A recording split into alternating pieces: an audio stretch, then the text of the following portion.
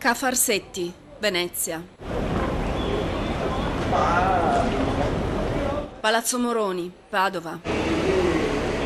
Palazzo Barbieri, Verona.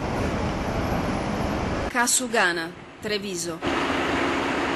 Il Veneto in prima linea nell'accoglienza, così come nella lotta all'immigrazione clandestina, ma anche nell'assistenza ai migranti. Quel Veneto oggi ha commentato in rispettoso silenzio la tragedia di Lampedusa. Nelle scuole, con un minuto di raccoglimento a inizio lezioni.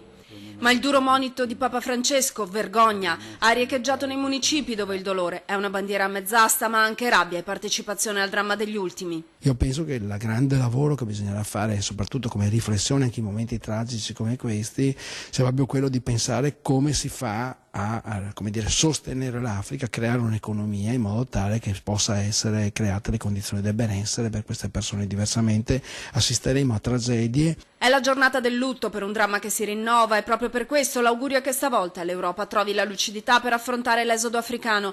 Il ministro dell'Interno Alfano ha chiesto una stretta del Frontex e il piano di contenimento delle partenze dal Nord Africa. Adesso anche altissimi esponenti di altissimo profilo istituzionale cominciano a dire che quello che faceva Maroni e che molti avevano additato a ludibrio invece è l'unica soluzione praticabile. In questa occasione non possiamo che esprimere il nostro orrore, non ci sono parole per stigmatizzare quello che è accaduto e anche per sollecitare chi di competenza ad assumere dei provvedimenti per evitare queste cose. Ai morti africani va il pensiero commosso di chi quel viaggio di speranza l'ha percorso molti anni fa ed oggi, tra mediazione culturale, attività teatrali con la polizia e campagne internazionali, combatte per dare dignità al dolore dell'Africa. Anche di noi immigrati che veniamo dall'Africa, della diaspora, anche noi abbiamo la responsabilità.